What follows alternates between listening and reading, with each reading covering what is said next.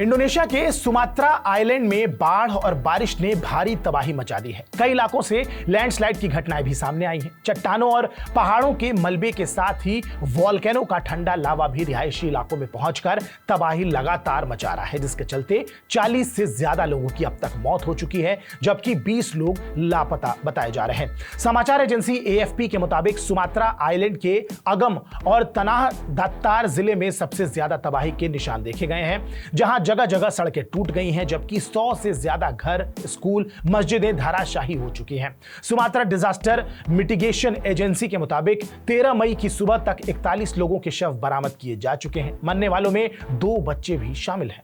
11 मई से waste Sumatra के अगम और तनाह दातार जिले में भारी बारिश हो रही थी। इससे यहां बाढ़ के हालात जैसे पैदा हो गए। रेस्क्यू टीम राहत और बचाव के कार्य में लगातार जुटी हुई है, लेकिन बाढ़ के पानी में बहकर आया लावा रेस्क्यू कार्य में काफी मुश्किलें पैदा कर रहा है। लावा की वजह से कीचड़ हो गया है, जिससे रेस्क्यू करने में काफी दिक्कतें आ रही हैं टीमों को।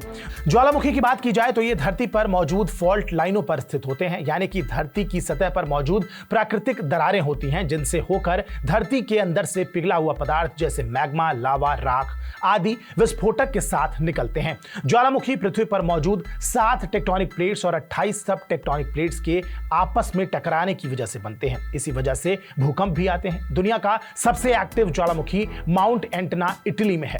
इंडोनेशिया में ज्वालामुखी पर्वतों की बात की जाए तो इनकी संख्या सैकड़ों में है, लेकिन मौजूदा वक्त में 121 ज्वालामुखी पर्वत सक्रिय है।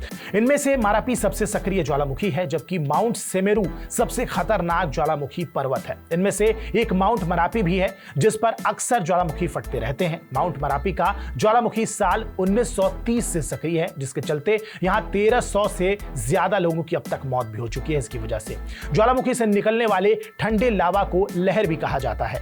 कोल्ड लावा का तापमान 0 डिग्री सेल्सियस से 100 डिग्री सेल्सियस तक हो सकता है। आमतौर पर यह 50 डिग्री सेल्सियस से कम ही होता है। इसमें राख, रेत और कंकड़ पाए जाते हैं, जो भारी बारिश की वजह से ज्वालामुखी की ढलान से नीचे आते हैं।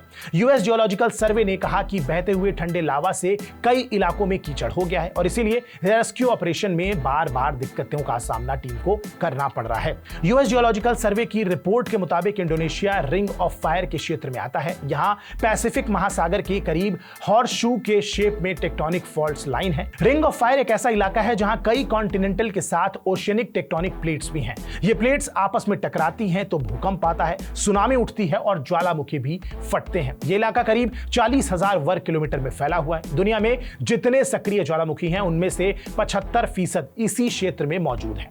रिंग ऑफ फायर की जद में 15 देश आते हैं, जिसमें जापान, रूस, Philippines, Indonesia, New Zealand, Antarctica, Canada, America, Mexico, Guatemala, Costa Rica, Peru, Ecuador, Chile और बोलिविया भी शामिल हैं। बहरहाल इस वीडियो पर आपकी क्या प्रतिक्रिया है, हमें कमेंट बॉक्स में जरूर बताएं। बाकी देश और दुनिया की तमाम बड़ी खबरों के लिए आप सब्सक्राइब कीजिए TV9 डिजिटल। नमस्कार।